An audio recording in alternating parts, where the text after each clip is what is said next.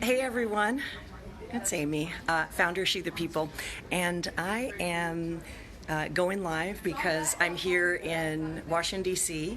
I'm here at the CNN offices here.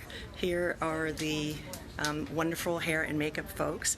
I went on air to talk about my role as a new steering committee member for the Women's March, and I wanted to share what that was for me, and also She the People's relationship with the larger Women's March and some of the controversy you might have heard. First of all, I'm on the steering committee. There's 30 women, and the leadership of the Women's March is moving from a co-chair, there were 4 co-chairs, to a larger group that really reflects the diversity of the women's experience. There's LGBT and immigrant and all kinds of different women from around the country who are represented. So I'm really proud to be part of it.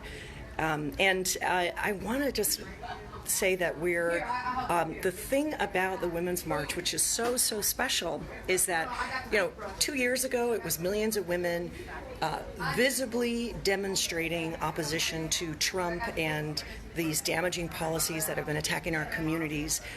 Last year it was about electing women, particularly women of color, to be our moral, courageous leaders that were positioned to govern. And now we have a policy agenda that is, about health care for everyone. It's about demilitarizing our borders. It's about ending war. And it's a 30-page policy document because we need to govern. It's like when to what? This year, in countries across sometimes there's more than one march, and that's all very important. But what do we want to do? And so this policy agenda is really the nation's first comprehensive women's agenda. It also calls for the ERA, which is the great unfinished business in our country. So I just wanted to show you, here's the green room. And we were, Linda is going to go on CNN. Linda Sarsour is one of the co-founders of the Women's March, but I thought she could say hello to you and also talk about this is kind of early, but I just wanted to bring Linda into the mix. Look how beautiful we look so early in the morning. We fired up. All right, can you just, what do people need to know about today? Well, we're fired up today. Meet us at Freedom Plaza. We're going to be marching before the rally. We have inspirational people on the stage. If you want to get my shirt, there'll be merch folks out there as well, so you can get your memorabilia. It's going to be amazing and inspirational. And I was talking about the policy agenda and what we want to get done. What's success? What is success for you? I mean, today and going forward. When have we, as a movement, as a women's movement, particularly the Women's March and our partners, when have we not been successful? That's why they hate us, because they don't want us to be successful. We marched in 2017 in the largest single-day demonstration in American history, and then 2018 we said we were going to win back the House, and we did it all together. We set powerful women and women of color to Congress, and then this year we have an agenda, because it's not enough to just run and win. You got to work. That's right. And now we have a work plan. It's the boldest, most intersectional feminist agenda that has ever happened in history. I looked it up. I went back and did all the research. I could not find a document written by women of all backgrounds, that touched on environmental justice, health care access, reproductive rights, all kinds of things, ending wars. I mean, this is the most literally, like, every broken-hearted person in America is going to see themselves in this platform. So go to womensmarch.com/women's agenda. Be proud and say that you were born and you were alive when this intersectional feminist agenda was unveiled. And what is so amazing is how invested some are in taking down this march. I was like, you were talking about that, and so you were my partner on the CNN spot, right? Yes. Hi, I'm Dana Fisher. I'm a sociologist. I study protests and movements, and I've been studying the Women's March since the day it started in 2017. I'll be out in the streets today surveying protesters in Washington, D.C. Please say yes if we ask you to take our survey.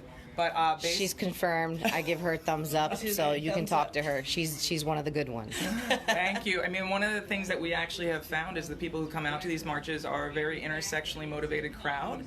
They care about a whole bunch of progressive issues, and the point now is to go from caring and marching to doing something, and that's a wonderful thing about the new agenda. Yeah, I mean, for we women of color, I mean, if we go back a little bit, the very first National Women's March, they told black women to be at the back. And so the women who are the Delta Sigma Theta sisters, they started their activism really trying to, march as equals among women. And this is a great unfinished business of this country. I think some of the controversy is around that, how we're going to work in a multiracial movement and what that needs to look like. And so the exciting thing is that we have bridge people who are centering women of color, and we understand, this movement understands, that women of color need to be front and center, because women of color are closest. I think it was Linda at the She the People Summit who said, those who are closest to the pain,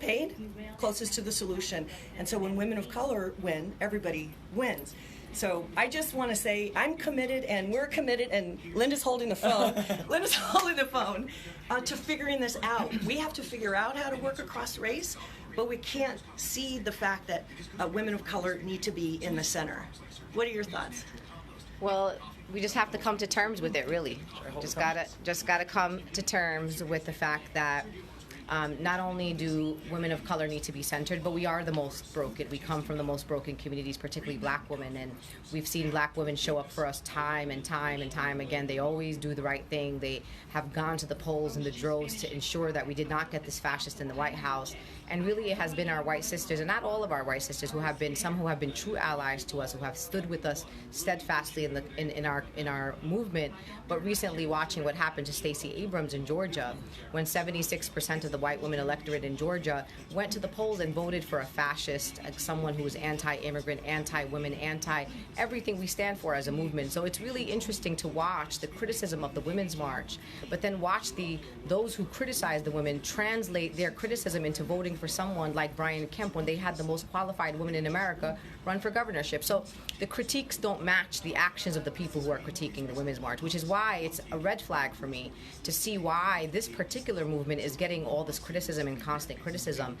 We're not perfect people. We're actually a startup. Just to be clear, we've only been around for like a year and 10 months. I love that. It's a startup. In an official capacity as a registered C4 political advocacy organization. And we're going to move forward. And we brought people on like Aimee, and we have elders, an intergenerational movement. A civil rights icon, Ruby Sales, serves on our steering committee. We have trans Latina women like Bambi Salcido from California, who also serves on our steering committee, and Ana Maria Archila from the Center for Popular Democracy. We have Leah Daughtry, who's a powerful black woman in America, but also the daughter of one of my favorite people, Dr. and Reverend Herbert Daughtry. I mean, all around Muslim women and women who represent refugee and immigrant experiences, and all kinds of people. Just check out our website and you'll see who they are. And that's really who we are as a movement, and we're not going to turn back, because we can't. We as women of color, the other thing about women of color, we're reliable. And I'll tell you why we're reliable. Because we have no choice to decide when we wake up in the morning whether we want to be part of the movement or whether we don't. Our communities are on the line, and we stay. So you don't have to ever look for us, because we have to be here. We have to wake up in the morning and defend our community. So I'm excited. I'm fired up.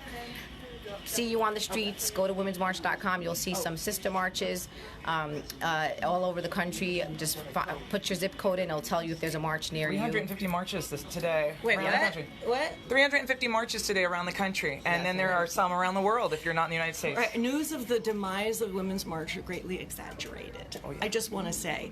And it doesn't have to be the same size of a march of 2 years ago to be impactful. The next evolution of the women's movement is to have a roadmap to governance. What do we want to win to do?